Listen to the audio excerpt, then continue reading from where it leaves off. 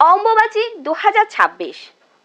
2026 অম্বুবাচী পালনের সময়সূচি হলো 7ই আষাঢ় ইংরাজি 22শে জুন রাত্রি 9:10 অম্বুবাচীর পবিত্রী ঘটছে এবং 11ই আষাঢ় ইংরাজি 26শে জুন সকাল 9:33 অম্বুবাচীর নিবৃত্তি ঘটছে।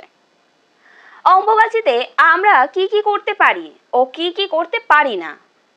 অম্বুবাচীতে সাধারণত কোনো মাতৃত্বের পুজো হয় না। অম্বুবাচীর পবিত্রী ঘটলেই আমাদের ঠাকুর ঘরে পর্দা ফেলে দিই। আমরা বাড়িতে নিত্য পূজা যারা করি তারা অবশ্যই অম্বুবাচী পবিত্রী হওয়ার আগে অর্থাৎ 7ই আষাঢ় রাত্রি 9টায় আমাদের ঠাকুর ঘরের সিংহাসন বা ঠাকুর ঘরে যদি কোনো পর্দা লাগানো থাকে তাহলে পর্দা ফেলে দেবেন, আর যদি পর্দা লাগানো না থাকে তাহলে লাল রঙের কাপড় কিংবা পরিষ্কার পরিচ্ছন্ন পেপার কাগজ দিয়ে সমস্ত দেবী শক্তিকে ঢেকে দেবেন এবং নিত্য পুজো, শাঁখ বাজানো, ঘণ্টা বাজানো, প্রদীপ, ধূপ জ্বালানো এইগুলো থেকে বিরত থাকবেন। ভুল করেও কখনো অম্বুবাচীর মধ্যে মায়ের মূর্তি দর্শন করবেন না। কোনো দেবীর ছবি সহ ক্যালেন্ডার যদি বাড়িতে থাকে তাহলে সেই ক্যালেন্ডারটি উল্টে দেবেন। যদি আপনি বাড়িতে শুধুমাত্র ভগবান বিষ্ণু বা শিব বা গণেশের পুজো করে থাকেন তাহলে এই নিত্য পূজাবিধি চালিয়ে যাবেন। তবে মনে রাখবেন, পুজোতে শুধুমাত্র প্রদীপ জ্বালাবেন, কখনোই ধূপ জ্বালাবেন না। এবারে আমরা বলি বিবাহিত মহিলারা সিঁদুর পরবে কিনা।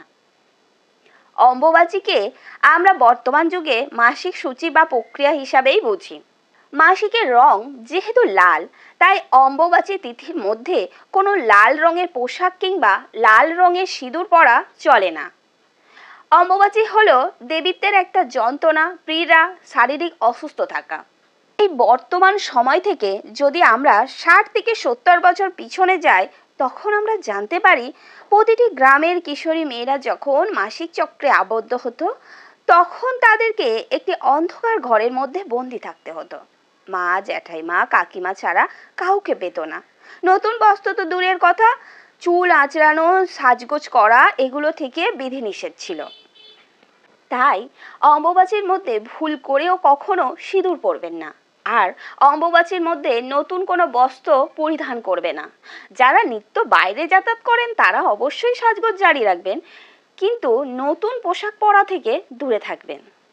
মা বসুন্ধরা অর্থাৎ ধরিত্রী দেবী যেহেতু ঋতুমতী হন, তাই মাটি খোঁড়া, গাছ লাগানো, চাষের কাজ, গাছ কাটা, গাছের গোড়ায় মাটি দেওয়া এগুলো করা যাবে না। এমনকি গাছের লতা পাতা অর্থাৎ শাক খাওয়াও যাবে না। অম্বুবাচীর মধ্যে গাছ থেকে কোনো ফল বা সবজি তুলবেন না। অম্বুবাচীর পবিত্রীর আগে তোলা সবজি আপনি খেতে পারেন, কিন্তু অম্বুবাচীর মধ্যে তোলা কোনো সবজি খাবেন না। আমরা যারা প্রতিদিন তুলসী গাছে জল দিই তারা কি জল দিতে পারবো অম্বুবাচীতে? তুলসী হলো দেবী শক্তি, তাই তুলসী গাছ বা তুলসী গাছের তলায় নারায়ণ শিলাতে অম্বুবাচীর মধ্যে কখনোই জল দান করবেন না। বিশেষ 4টি জিনিস অম্বুবাচীর মধ্যে ভুলেও খাবেন না। সেগুলোর মধ্যে প্রথম হলো করলা বা করলা জাতীয় খাদ্যদ্রব্য কখনোই গ্রহণ করবেন না অম্বুবাচীর মধ্যে। দ্বিতীয়ত হলো শাক, কোনো শাক খাবেন না। তৃতীয়ত হলো মাছ, মাংস, ডিম এগুলো কখনোই গ্রহণ করবেন না। 4 নম্বরে বলছে অ্যালকোহল অর্থাৎ মদ জাতীয় পান করা চলবে না। অম্বুবাচীর 5টা দিন শুদ্ধ মন যাপন করবেন। বিভিন্ন ফল, সাবু, পায়েস, নিরামিষ আহার গ্রহণ করুন। আর অবশ্যই অম্বুবাচীর মধ্যে প্রতিদিন বা কোনো একদিন আম দুধ বানিয়ে খাবেন। এটি পরিবার সহ আত্মীয় স্বজনদেরও খাওয়াবেন। অম্বুবাচীর মধ্যে বাড়িতে যদি কোনো আত্মীয় বা বাচ্চা বা ভিখারি আসে তাহলে তাকে অবশ্যই আম বা আম দুধ দান করবেন।